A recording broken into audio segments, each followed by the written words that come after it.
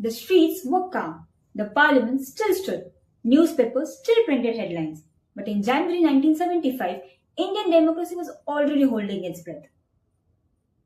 In early 1975, India did not feel like a nation on the edge. Trains ran, offices opened, parliament functioned. Yet, beneath this surface calm, pressure was building. Political, personal, and dangerous. At the center of it all stood Indira Gandhi. By January, her position was weakening. The economy was strained by inflation and unemployment. Nationwide protests, led by students and opposition leaders, were growing louder. In Gujarat and Bihar, streets filled with anger. Slogans questioned authority. Power was being openly challenged. Then came the threat that shook everything. Indira Gandhi's election victory of 1971 was under legal scrutiny.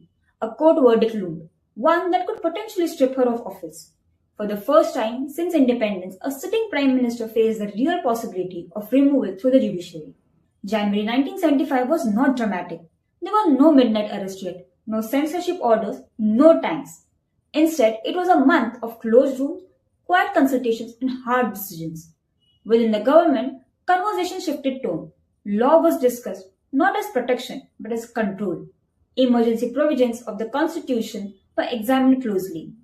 The question was no longer if authority should tighten, but how far it could go. Indira Gandhi believed she was defending stability.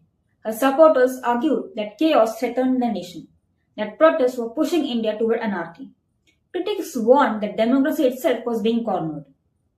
The press sensed unease. Opposition leaders felt watched. Civil servants noticed instructions becoming unusually strict.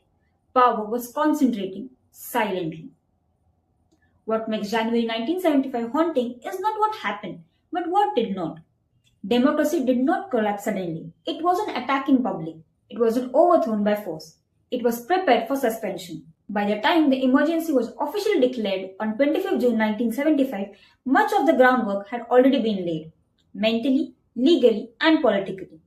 January was the calm before the constitutional storm. When the emergency finally arrived, fundamental rights were suspended, press freedom vanished, opposition leaders were jailed, and fear replaced dissent.